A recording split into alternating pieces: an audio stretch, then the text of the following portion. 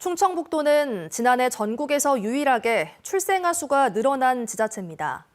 김영환 충북지사는 1,000만 원의 출산 육아수당을 비롯해 과감한 정책이 효과를 냈다고 자평했는데요.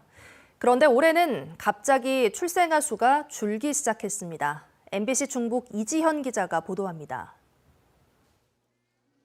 지난해 충북은 전국에서 유일하게 출생아 수가 늘었습니다.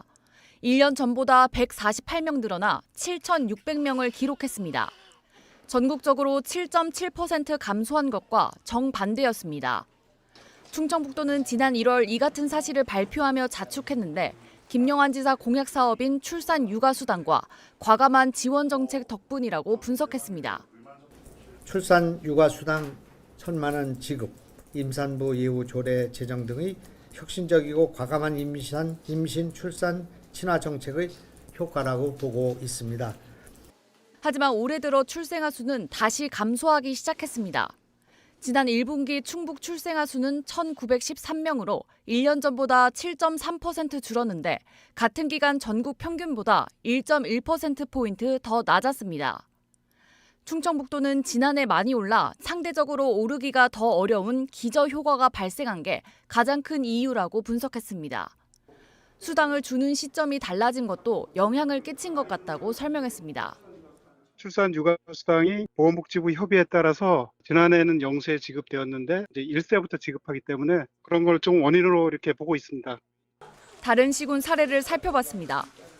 첫째 1,200만 원, 셋째 5천만 원으로 출산 장려금을 파격적으로 올린 괴산군이 합계 출산율이 가장 낮고 돌봄 시설을 강화한 증평군이 청주를 제치고 합계 출산율 1.07명을 기록한 건 시사하는 점이 많습니다.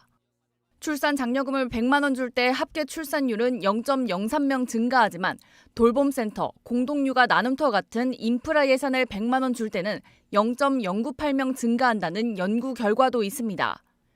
전문가들은 현금성 지원을 늘리면 다른 시도 인구를 일시적으로 가져올 뿐 전체적인 출산율을 높이는 데는 효과가 없다고 말합니다.